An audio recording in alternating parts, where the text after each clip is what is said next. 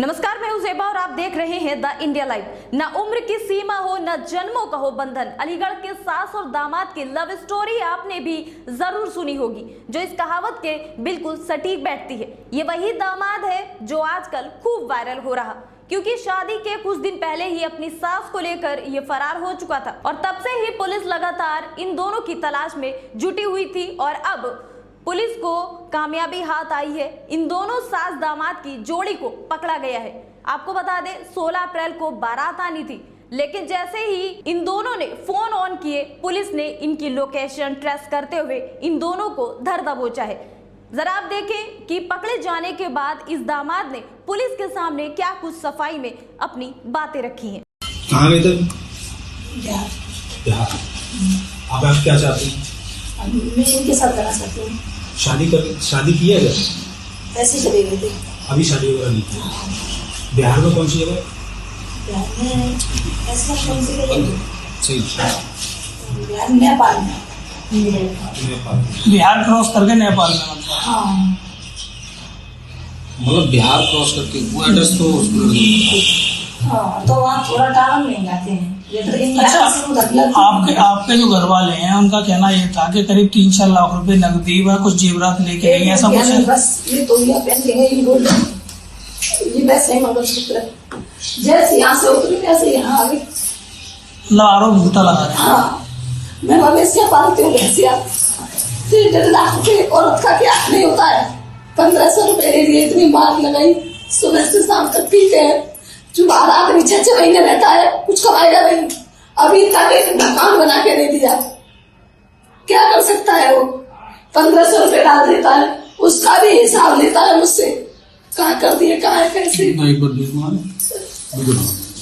अब जो सुनो, आप जो हमको फिर बोला कैसे ये मेरे पास नहीं करती है।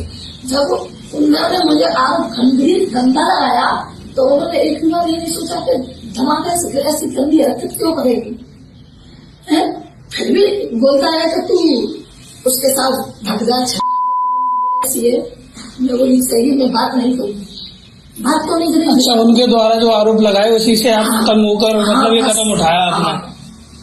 अब जो मेरी जिंदगी में आ रहा है, भैया मेरा वही पति ना, क्या है सोचते कि इस युवक ने अपनी सफाई में क्या कुछ बातें कही हैं। युवक के पिता ने रविवार को मीडिया कर्मियों से बातचीत में बेटे के होने वाली सास पर उसे बलगलाने के आरोप लगाए हैं। यह भी कहा है कि जब बेटे की तबीयत खराब हुई तब उसकी होने वाली सास यहां आकर 5 दिन तक रही थी, तभी वो बेटे के लिए 2 ताबीज लेकर आई थी। एक ताबीज गर्दन, दूसरा कमर पर बांधा था उसने। अब उसके इस तरह गायब होने पर एहसास हो रहा है कि ये सब उसी ताबीज और वशीकरण का नतीजा है। जी हाँ, जो युवक के घर वाले हैं वो इसे वशीकरण मान रहे हैं। वही महिला ही हमारे बेटे को बलगला कर ले गई।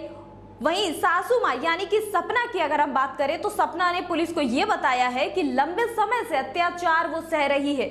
उसके पति आए दिन उसे मारते पीटते रहते थे, शराब पीकर रोज मारपीट करते थे। उसने पति को लेकर कई चौंकाने वाले खुलासे भी किए। साथ ही साथ ये भी कहा है कि वो अब अपना जीवन राहुल के साथ ही बिताना चाहती है।